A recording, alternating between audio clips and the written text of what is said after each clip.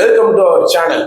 இன்னைக்கு நம்ம எதை பத்தி பேச போறோம்னா, சமீபத்துல பாட்டாளி மக்கள் கட்சியினுடைய நிறுவனர் திரு அன்புமணி ராமதாஸ் அவர்கள் ஒரு அறிக்கை வெளியிட்டிருக்காங்க.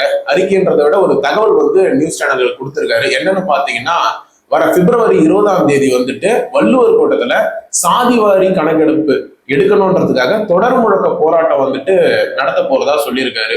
முதல்ல அந்த கட்சி 10.5% இடஒதுக்கீடுக்காக ரொம்ப ஆண்டுகளா போராடிட்டு வந்துட்டு இருக்காங்க. அது மட்டும் இல்லாம சாதிவாரி கணக்கெடுப்பு மாநில அரசாங்கம் எடுக்கணும் அப்படின்னு சொல்லிட்டு போராடிட்டு வந்திருக்காங்க. எதுக்காக அவங்க சாதிவாரி கணக்கெடுப்புல ரொம்ப நோக்கமா இருக்காங்க. அது மட்டும் இல்லாம ஒன்றிய அரசாங்கம் அதுக்கு ஒத்துழைக்க மாட்டேங்குது. என்ன காரணத்துக்காக இத்தனை ஆண்டுகளா அவங்க போராடி வந்துட்டு இருக்காங்க. அது மட்டும் இல்லாம 10.5% இடஒதுக்கீடு வேணும் அப்படின்னு சொல்லி கேட்கறாங்க. அது ஏன் வன்னிய சமுதாயத்துக்கு 10.5%ங்கிறதுல ரொம்ப நோக்கமா இருக்காங்க? ஏன் ஒரு 15 கேட்கலாம், 20 கேட்கலாம்னா 10.5ங்கிறதுல அவங்க ஸ்பெசிபிக்கா ஏன் இருக்காங்க அப்படிங்கிறத நம்ம இந்த வீடியோல பார்க்கலாம். முதன்மை கட்டமா இந்த சாதிவாரி கணக்கெடுப்பு அப்படிங்கிறது எதுக்காக எடுத்தாங்கன்னு பாத்தீங்கன்னா, அந்தந்த சமுதாயத்தை சேர்ந்தவங்க, உதாரணத்துக்கு சொல்ல போனா இப்ப வன்னியர் சமுதாயம், பறையர் சமுதாயம், நாடார் சமுதாயம், கோனார் சமுதாயம், இத்தனை சப்காஸ்ட் இருக்கு. இது எல்லாத்துக்குமே இன்டகிரேட் பண்ணி பிசி, எம்பிசி, ஓசி அப்படின்னு சொல்லிட்டு கவர்மெண்டால பிரிவினைகள் உண்டாக்கப்பட்டிருக்கு. இந்த பிரிவினைகளை எதுக்காக கொண்டு வந்தாங்கன்னு பாத்தீங்கன்னா, வேலைக்காகவும், எம்ப்ளாய்மெண்ட், அவங்களுக்கு மெடிக்கல்ஸ் அண்ட் அது மட்டும் இல்லாம medical college seat, engineering seat, admissions, TNPSC exams, UPSC exams, இந்த எக்ஸாம்ஸ்ல அவங்களுக்கான இடஒதுக்கீடுகள் இந்த சமுதாயத்துல இத்தனை பேர் இருக்காங்க, அவங்களுக்கு கணக்குகள் கரெக்டா போகணும். அவங்க அந்தந்த ஜாப்ஸ்லயும் சரி அந்த இடஒதுக்கீடுங்கிறது கரெக்டா கொடுத்தா அந்த சமுதாய மக்களுக்கு முன்னுரிமை அளிக்கப்படும் அப்படின்னு சொல்லிட்டு இந்த நல சட்டத்திட்டத்துல கொண்டு வரப்பட்டிருக்கு. முதல் முறையா இந்தியாவில் சாதிவாரி கணக்கெடுப்பு எடுக்கப்பட்டது எப்பன்னு பாத்தீங்கன்னா 1881 எடுத்திருக்காங்க. 1881 பிரிட்டிஷ் ஆட்சி காலத்துல எடுத்து அதுக்கப்புறம் 7ஆம் உலகப் போர் காரணமா பல ஆண்டுகள் நிறுத்தப்பட்டு அதோட 1931 எடுத்திருக்காங்க. முதல்ல இந்த சாதிவாரி கணக்கெடுப்பு 10 ஆண்டுக்கு ஒரு முறை நடத்தப்படணும். ஆனா இவங்க இத்தனை வருஷம் நிப்பாட்டி வச்சுட்டு அதோட 31 10 ஆண்டுக்கு ஒரு தடவை ஒன்றிய அரசாங்கம், அதாவது யூனியன் கவர்மெண்ட், சென்ட்ரல் கவர்மெண்ட் நடத்திட்டு வந்துட்டு இருக்காங்க. இப்போ என்ன ஆச்சுன்னு பாத்தீங்கன்னா, கடந்த ஒரு 10 ஆண்டுகளுக்கு மேல சாதிவாரி கணக்கெடுப்புங்கிறது ஒன்றிய அரசாங்கம் எடுக்கல.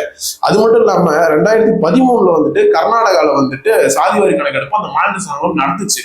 மாநில அரசாங்கங்களுக்கு உரிமை இருக்கான்னு கேட்டீங்கன்னா, சாதிவாரி கணக்கெடுப்புக்கு உரிமை இருக்கு.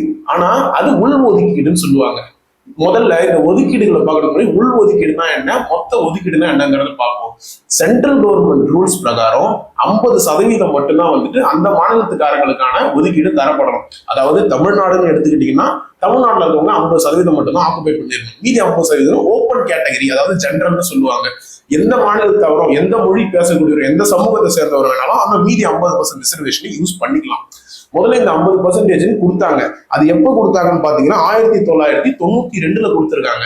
ஆனா 1993 என்ன ஆகுதுன்னு பாத்தீங்கன்னா, அம்மையார் ஜெயலலிதா ஃபார்மர் சிஎம் அவங்க ஆட்சி காலம் இருந்தப்போ தமிழகத்துக்கு 50% பத்தாது, 69% வேணும். அதுக்கு காரணம் பிசி, பேக்வர்ட் கிளாஸ்ல சேர்ந்தவங்க பெரும்பான்மையா இருக்கிறதுனால எங்க பாப்புலேஷன் அது பத்தாதுன்னு சொல்லிட்டு அதை பைபாஸ் பண்ணி 69% அமெண்ட்மெண்ட் வாங்கியிருக்காங்க.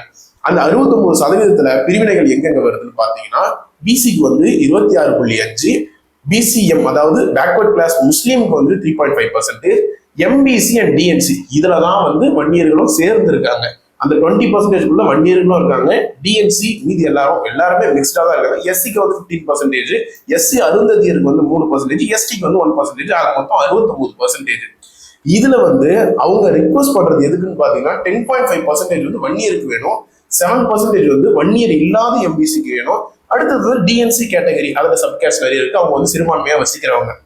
இந்த 10.5 எதுக்காக கேட்கறாங்கன்னா, சாதிவாரி கணக்கெடுப்பு கடைசியா எடுத்தப்போ தமிழகத்துல வசிச்சுட்டு வந்தவங்க 10% பேர் வன்னியர்களா இருந்திருக்காங்க. இதுல 10.5% பேர் அதாவது 10.5% எங்களுக்கு கொடுத்தாலே போதும் அப்படின்னு சொல்லிட்டு பாட்டாளி மக்கள் கட்சி சார்பில் ரொம்ப நாளாவே கேட்டுட்டு வந்துட்டு இருக்காங்க. இதுக்கு 2022 மீன்ஸ் 2022 ரிஜெக்ட் ஆயிருக்கு. 21 அதுக்கு அமெண்ட்மெண்ட் பிளேஸ் பண்றாங்க. யாரு? ஐயா எடப்பாடி பழனிசாமி அவர் சிஎம்ஆ இருந்தப்போ அமெண்ட்மெண்ட் பிளேஸ் பண்ணி அது உள்ள போயாச்சு. ஆனா ஹைகோர்ட்ல சுப்ரீம் கோர்ட் போய் அதை ரிஜெக்ட் பண்றாங்க. எதனால அதை ரிஜெக்ட் பண்றாங்கன்னு பாத்தீங்கன்னா, சாதிவாரி கணக்கெடுப்பு வந்துட்டு கிளீனா நீங்க கொடுக்கல, அது ஒரு ஸ்டாட்டிஸ்டிக் சென்சஸா இல்ல, நீங்க வந்து ஜஸ்ட் லைக்ன்ற மாதிரி கொடுக்க கூடாது. 10.5% வந்து இந்த 12% இங்க இருக்காங்கன்னு சொல்லுங்க, நாங்க அதுக்கு வந்துட்டு மூவ் பண்றோம் அப்படின்னு சொல்றாங்க. அதே மாதிரி ஒன்றிய அரசாங்கம் வந்துட்டு 69% அதிகம், உள்ளொதுக்கீடு வேணா பண்ணிக்கங்க, அதாவது தமிழ்நாடு கவர்மெண்ட் வேணா தரட்டும், எங்களால அதுக்கு மேல தர முடியாது, ஓப்பன் கேட்டகரி 31% இருந்துதான் ஆகும் அப்படின்னு சொல்றாங்க. இப்ப இந்த போராட்டம் எதுக்காகன்னு பாத்தீங்கன்னா, அந்த கணக்கெடுப்புங்கிறத நீங்க எடுத்தீங்கன்னு சொன்னா, அதாவது அந்த உள்ஒதுக்கீடு அப்படின்னு சொல்லிட்டு நீங்க கொண்டு வரணும் அப்படின்னா, இந்த கணக்கெடுப்பு தான் அதுக்கு ஃபண்டமெண்டல் அடித்தளம். இப்ப நீங்க வந்துட்டு அந்த அரசியல் இவங்க பண்ற போராட்டத்துக்கு கீழே கணக்கெடுப்பு எடுத்து முடிஞ்சு, ஒருவேளை அவர் சொன்ன மாதிரி 10% வன்னியர்கள் வந்துட்டு வசிக்கிறாங்க அப்படின்னு ஒரு கன்ஃபர்மேஷன் வந்துச்சுன்னு சொன்னா, இவங்க வந்து அந்த 10.5% இடஒதுக்கீடு தாராளமா பெற்றுக்கலாம். அதுக்காக தான் இந்த போராட்டத்தை வந்து அவங்க முன்வைக்க போறாங்க. அடுத்ததா வந்துட்டு இந்த சென்ட்ரல் கவர்மெண்டே வந்து கடைசியா எடுத்தது எப்பன்னு பாத்தீங்கன்னா 2011 தான் எடுத்தாங்க. அவங்களும் அதுக்கப்புறம் ஏன் எடுக்கலன்றதுக்கான காரணம் அவங்களுமே சரியா சொல்லிக்கல. 2011 வந்து காங்கிரஸ் ஆட்சி காலத்துல வந்து எடுத்திருக்காங்க. ஆனா அந்த சென்சஸ் எடுத்ததுக்கு அப்புறம் அதோட ரிப்போர்ட் என்னங்கிறத அவங்க வெளியிடவே இல்லை. அது மட்டும் இல்லாம ஒரு ஸ்டேட்டுமே தனித்தனியா எடுக்கலாம். பீகார் வந்து 2013 எடுத்து மிகப்பெரிய சாதனையை பண்ணியிருக்காங்க. 2023 வந்துட்டு பெரிய சாதனை பண்ணியிருக்காங்க. அவங்க வந்துட்டு அதுக்கான உள்ஒதுக்கீடுமே கொடுத்துருக்காங்க. பீகார் எல்லாருமே முன்னுதாரணமா இருக்கும்போது கர்நாடகாவும் எடுத்தாங்க. அவங்க வந்து 2014 வந்து எடுத்திருக்காங்க. 2014 அவங்க எடுத்து அவங்களுமே ரிப்போர்ட் சரியா சமர்ப்பிக்கல. அதே மாதிரி 2011 காங்கிரஸ் வந்து ஒன்றிய அரசாங்கமா இருந்தப்போ எடுத்ததுக்கு அதுக்குமே ரிப்போர்ட் சரியா சமர்ப்பிக்கல. இப்போ பீகார் அவங்க முன்னுதாரணமா வச்சு இப்போ சாதிவாரி கணக்கெடுப்பு தமிழகத்துல எடுத்தாங்கன்னு சொன்னா வன்னியர்களுக்கு சாதகமா வர்றதுக்கான வாய்ப்புகள் அதிகமா இருக்கிறதுனால அவங்களுக்கு இந்த போராட்டத்தை முன்வைக்கிறாங்க. இந்த போராட்டம் வெற்றி பெற எங்க சார்பில் இருந்து வாழ்த்து. தேங்க்ஸ் ஃபார் வாட்சிங் திஸ் வீடியோ.